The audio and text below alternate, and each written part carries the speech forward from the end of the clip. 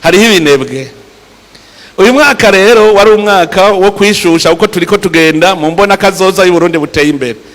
Nico gituma twahora turiko turishusha, none ubu rero tugiye dutangure ibikogwa, dukore dukurikije ijambo ry'Imana, ntitubi binebwe.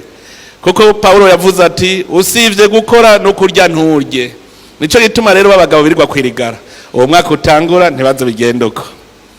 Aha rero no kuza turibuka ivyo Yesu yatubwiye, niryo ragi yaravutse yamyeho n'ubu azokwamaho, tuza turibuka ijambo yadusigaranye.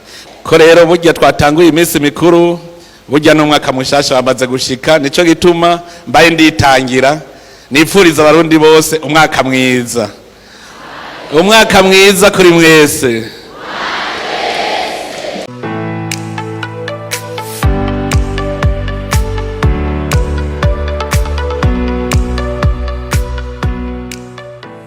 Nikafata akanya nanje kwizina ry'abarundi, kwizina se barundi, mpagaze ngaho muri paruwase Murayi, nipfurize abarundi bose noël nziza.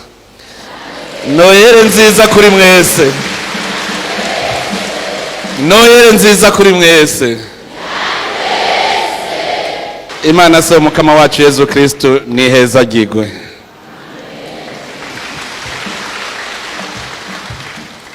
Iyo Mana nyene niheza gigwe, irabikwiye ngaha muri iki gihugu cacu. Irabikwiye kuko yatugabiye umucunguzi akaza kubana natwe kugira ngo natwe tuje mu ruhara rw'abana b'Imana. Iki gihe ca Noël mu bisanzwe umwana wese ateza gutaha mu muryango, n'umunsi mukuru w'umuryango.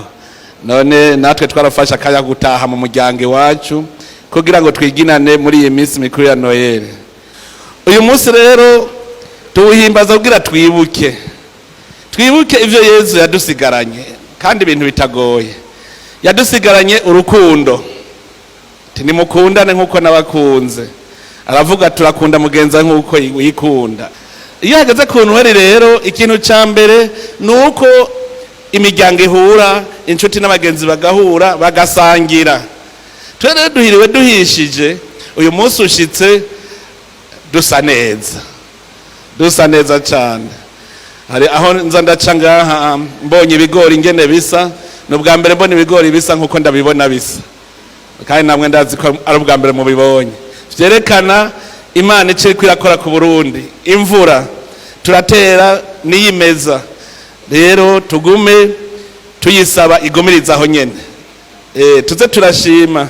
Rero uyu munsi ni wo gukundana, abantu basangire. Umunsi wa Noël ni gahuza miryango, birahimbaye. Usanga amadini yose bose uno munsi bari mu kanyamuneza.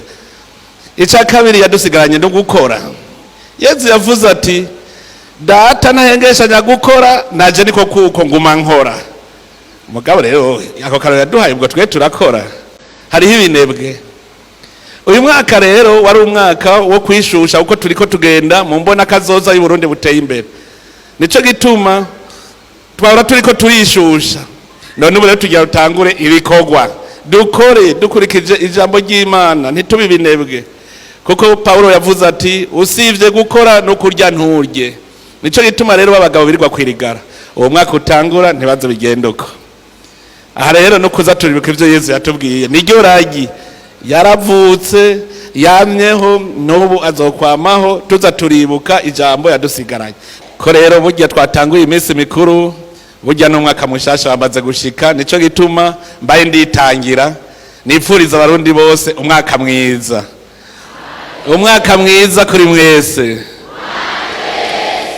Uyu mwaka uzutubere icibutso cyaho twatanguye umuvuduko w'iterambere. Tuze twame tuvyibuka, umwe wese aza aca wandika ati twatanguye mu 2025, none raba ingene tumeze. None rero ndabasaba ikintu kimwe, ndabasavye igisabisho, kuko iki gihugu n'igihugu genewe gusengerwa cyane. Indongozi zanyu murakeneye kuzisengera mutashize inyuma, kuko kwikorera ihanga ry'abarundi murazi ko bitoroshe. Nico gituma ari vyiza ko mwoza muradusengera. Hanyuma dusenge cyane, dusengera indongozi zizotogwa muri uwo mwaka utangura. zize zibindongozi zije koko kutwereka inzira idushikana ku iterambere rirama kandi ridakumira. Imana ibahezagire.